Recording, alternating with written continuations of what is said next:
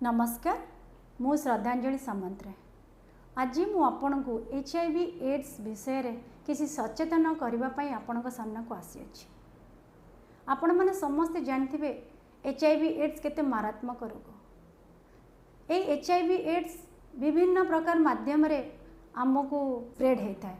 सेतिपाई मु ता भीतर गोटे माध्यम कहबी व्यवहृत होइथिबा छुंची किंबा सिरिंज माध्यम रे आपण जदि निशा सेवन करूछंती एटा गोटे तार गोटे माध्यम आमको स्प्रेड हबार से व्यवहृत होइथिबा छुंची किंबा सिरिंज को आपण व्यवहार करेंगे ना। आपण निकटस्थ हॉस्पिटल को जाइए जोटा आमर पाखे थिबा गवर्नमेंट हॉस्पिटल सेठी जाइए आपण HIV एड्स टेस्ट कराई पारिबे।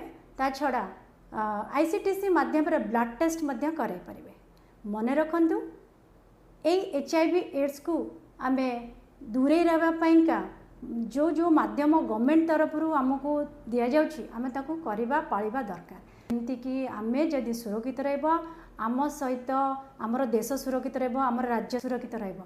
आसंतु आमे समस्ते हाथ रे हाथ मिलेकी प्रॉमिस करिबा जे एड्स टारु आमे दूरे रहबा और जीवन को आमे केमती सेफ रे बंची परिबा सेति पई प्रचेष्टा करिबा। सेति पई आपन को गवर्नमेंट तरफ टोल फ्री नंबर दियाइछि 1097 से आपण माने कॉल करि परिबे 24/7 सब बेले सेटा ओपन अछि। आपण ए रिलेटेड किछि क्वेश्चन थिले आपण निश्चित पचारि बुझी परिबे आ एड्स टारु दूरे रही परिबे। धन्यवाद।